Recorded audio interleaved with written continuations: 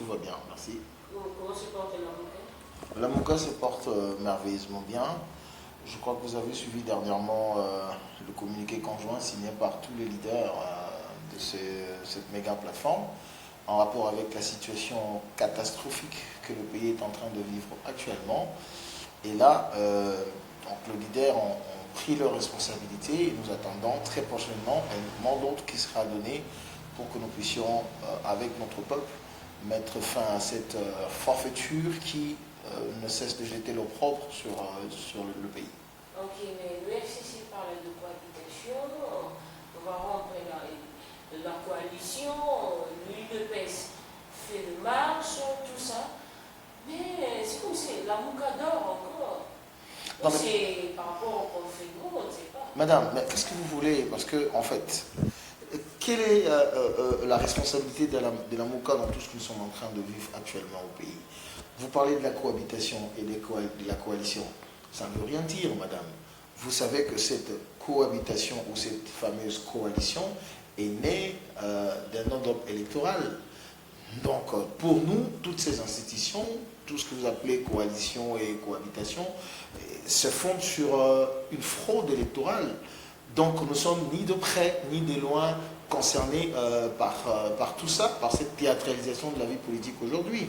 Tout ce que nous voulons aujourd'hui, c'est que nous puissions rompre avec cette forfaiture. L'idéal serait que justement, que M. Félix Tshisekedi prenne son courage, qui s'adresse au peuple congolais, reconnaisse, le vol électoral qu'il a opéré avec M. Kabila, et qu'on passe à l'application de propositions de sortie de crise qui ont été mises sur la table par le président élu Martin Fayulu Madidi, pour que nous puissions cette fois-là avoir des institutions légitimes, des institutions qui seront véritablement redévables au peuple congolais. Donc, cohabitation ou coalition, ça ne va rien changer, parce que déjà, les prémices ont été frauduleuses, et donc la conclusion ne pourra pas être bénéfique pour notre peuple. C'est une véritable distraction. Aujourd'hui, c'est cette crise de légitimité qu'il faut résoudre. Aujourd'hui, c'est en fait le peuple voudrait récupérer sa souveraineté pour décider sur son avenir. C'est ça qui est important. Le reste, ce n'est que du folklore et de la distraction. On dit que la Mouka ces derniers temps est penché vers Félix. Il n'y a pas un probable dialogue en secret entre la Mouka et Félix. Heureusement, vous avez dit, on dit, vous avez suivi, je crois, les présidiums de la Mouka à l'habitude de faire des communiqués à chaque étape. Donc, nulle part, le présidium a manifesté son intention de se pencher vers Félix. Au contraire, nous continuons à fustiger le fait que nous avons un régime qui nous gère par défi, un régime qui n'a pas tiré son pouvoir du souverain primaire. Il faut très rapidement corriger ça par des élections anticipées, mais qui seront qui seront nécessairement précédées par des réformes qu'il faut engager pour justement garantir la vérité des urnes. En tout cas, ne comptez pas sur nous pour aller appuyer la forfaiture. Nous n'allons pas trahir notre peuple comme Félix Tshisekedi l'a fait.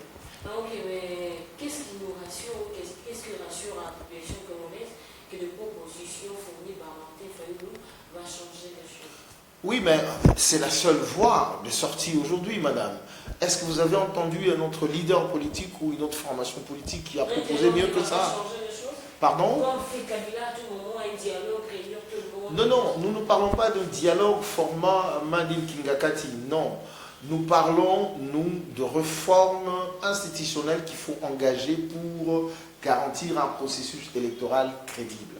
Essentiellement ça. Voilà pourquoi, dans les propositions de sortie de crise du président élu, il a parlé de la création du Haut Conseil national de réforme institutionnelle.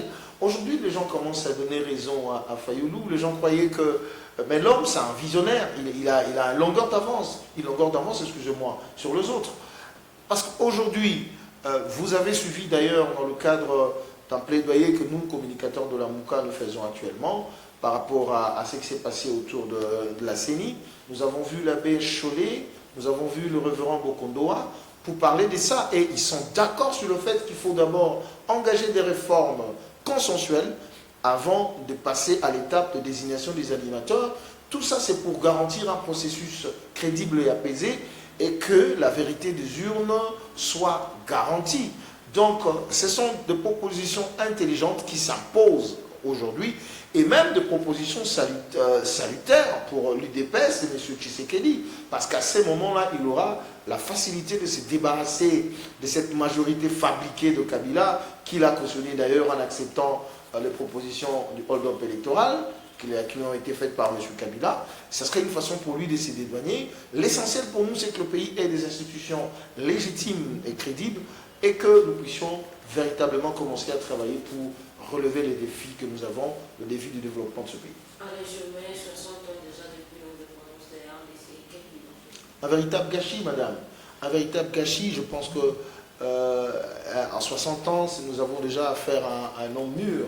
Si c'est un être humain, un homme mûr qui a déjà passé sa vie.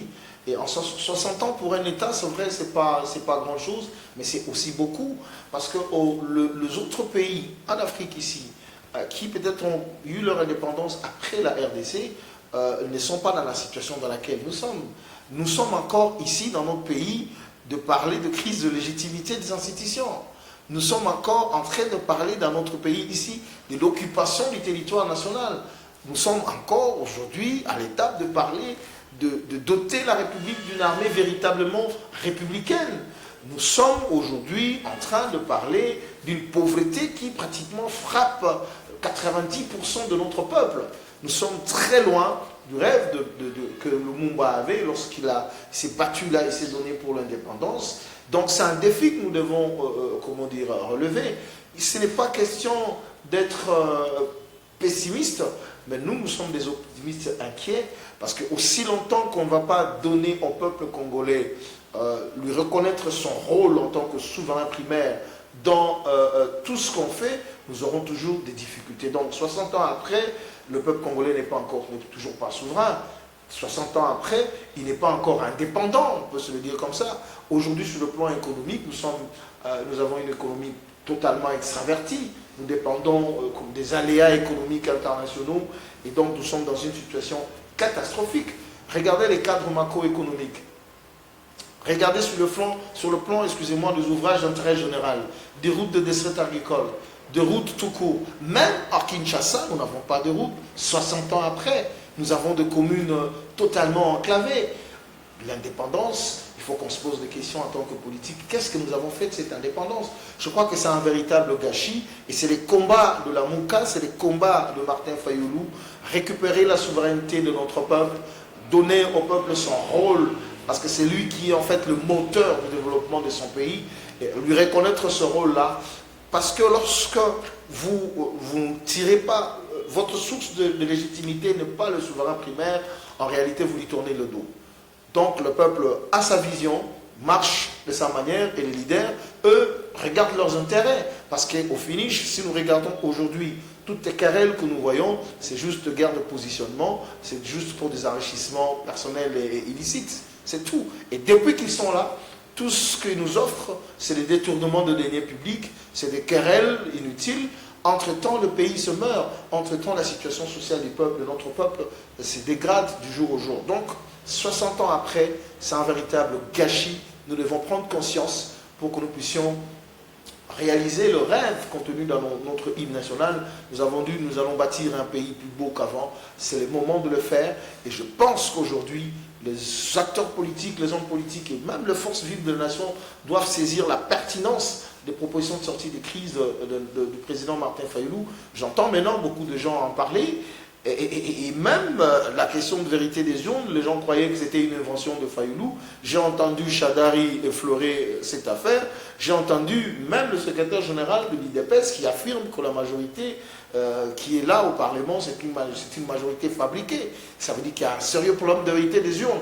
Il est temps qu'on puisse, prendre conscience de notre rôle en tant que leader.